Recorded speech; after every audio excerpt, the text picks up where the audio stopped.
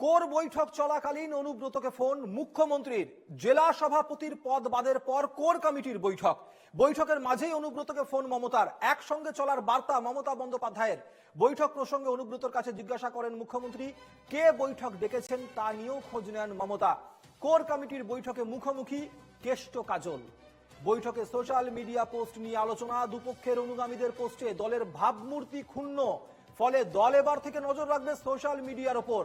পাশাপাশি অনুব্রত ডাকা মিছিলে অনুমোদন কমিটির 25, 26, 27 মে নির্ধারিত সূচি মেনেই মিছিল হবে, সিদ্ধান্ত হয়েছে কোর কমিটির বৈঠকে। এই মিটিং নিয়ে, এই মিছিল নিয়ে আমরা গত দুদিন ধরে আলোচনা করছিলাম যে অনুব্রত মণ্ডল যখন জেলা সভাপতির পদে রইলেন না, তাহলে অনুব্রত মণ্ডলের ডাকে যে মিছিল হতে চলেছে আগামী 25, 26 এবং 27 তারিখ বীরভূমে, সেখানে অনুব্রত মণ্ডল বলেছিলেন প্রায় 1.5 লক্ষ মানুষের সমাগম হবে। এবং যখন অনুব্রত মণ্ডলকে জেলা সভাপতি পদে রাখা হলো না, তাহলে সেই মিছিলের কতটা গুরুত্ব ছিল সেটা নিয়ে প্রশ্ন উঠছিল। কিন্তু সেই মিছিলকে মান্যতা দেওয়া হয়েছে, কোর কমিটির তরফ থেকে মিছিল হচ্ছে।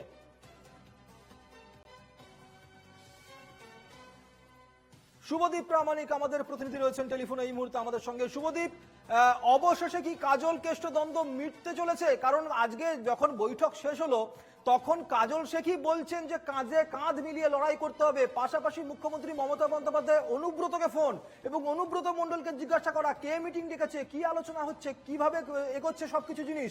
সেক্ষেত্রে দাঁড়িয়ে কিন্তু ওই যে কোথাও না কোথাও গিয়ে ক্রোনোলজি যদি মেলানো যায়, তাহলে কিন্তু সমস্ত হিসাবটাই ঠিকঠাক রইলো। অনুব্রতরও মান রইলো, কাজল শেখেরও মান রইলো, দ্বন্দ্বও মিটতে চলেছে। একদমই সুমিত, তুমি যেমনটা বললে যে এই যে কোর কমিটির বৈঠক, সেই কোর কমিটির বৈঠকে কিন্তু প্রথম এবং প্রধান যে শর্ত দেওয়া হয়েছে, সকলকে সমন্বয় বজায় রেখে একসাথে চলতে হবে। সেই রকমই কিন্তু বার্তা আমরা শুনতে পেয়েছি। যে বৈঠক শেষে কাজল শেখ বেরিয়ে আসার পরে তিনি কিন্তু সেই বিষয়টি জানিয়েছেন যে তারা কাঁধে কাঁধ মিলিয়ে একসাথে 26-এর যে বিধানসভা নির্বাচন তাতে লড়াই করবেন এবং সব থেকে তাদের কাছে প্রধান লক্ষ্য হয়ে দাঁড়িয়েছে বীরভূমের যে 11টি বিধানসভা, সেই 11টি বিধানসভাতেই জয়লাভ করা। এবং তার সঙ্গে সঙ্গে অনুব্রত মণ্ডল তাকে যে পদ থেকে সরানো হয়েছে বা তার পদ সরিয়ে দেওয়া হয়েছে, এই প্রসঙ্গে কিন্তু চলাকালীন, অর্থাৎ এই বৈঠক চলাকালীন হঠাৎ করে মুখ্যমন্ত্রীর সঙ্গে কথা হয় অনুব্রত মণ্ডলের এবং তিনি অনুব্রতর কাছ থেকে জানতে চান এদিনের এই বৈঠকে কি কি আলোচনা হচ্ছে এবং তার সঙ্গে সঙ্গে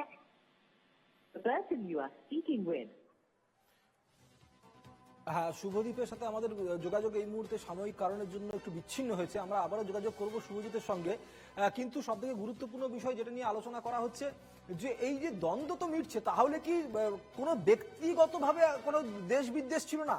যাবতীয় দেশ বিদ্বেষ কি শুধুমাত্র গোষ্ঠী, মানে কখনো অনুব্রত গোষ্ঠীর সদস্য যারা, কখনো কাজল শেখ গোষ্ঠীর সদস্য যারা, সেই গোষ্ঠীর সদস্যদের উপর চেপে গেল? মূল মাথাদের কোনো রকম কোনো কিছু এই দ্বন্দ্বের মধ্যে কোনো সাই ছিল না, এটাই কি তাহলে প্রকাশ পেতে চলেছে?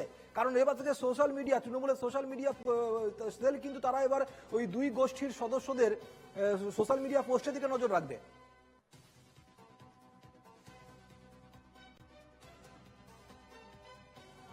আগামী দিনে বীরভূম জেলায় আমরা সকলে কাঁধে কাঁধ মিলিয়ে চলবো। আমাদের মধ্যে কোনো দ্বন্দ্ব নেই, কোনো বিভেদ নেই।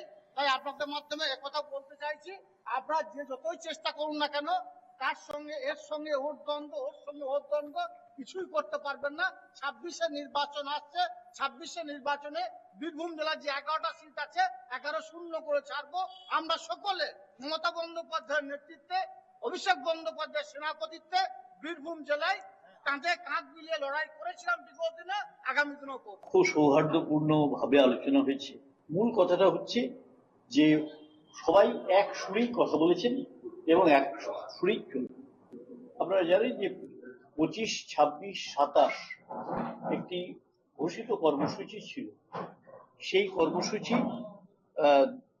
মানে আজকের কোর কমিটির অনুমোদন করেছে। দ্বিতীয়ত হচ্ছে আরো একটি আবেদন আমাদের সমস্ত নেতৃত্বের কাছে করা হচ্ছে যে এই সোশ্যাল মিডিয়ায় বিভিন্ন রকম বিভাজন সৃষ্টি করে যে বক্তব্যগুলো রাখা হচ্ছে, কেউ কেউ রাখছেন অতি উৎসাহিত হয়ে, কেউ কেউ রাখছেন, সেগুলোকে পরিপূর্ণভাবে দমন করা হবে। এবং মাসে 2 বার করে আপনার কোর কমিটি বৈঠক হবে। সবাই এসছেন, আপনাদের যে সংশয়গুলো প্রেসেস ছিল এবং বিভিন্ন জিজ্ঞাসা চিহ্ন দিয়ে বিভিন্ন পেপারে বেরিয়েছেন, সেই জিজ্ঞাসা চিহ্ন যে অমূলক ছিল সেটা আজকে সবাই নিশ্চয়ই প্রমাণ করেছে এবং আমরা নিজের স্বচক্ষে দেখেছি।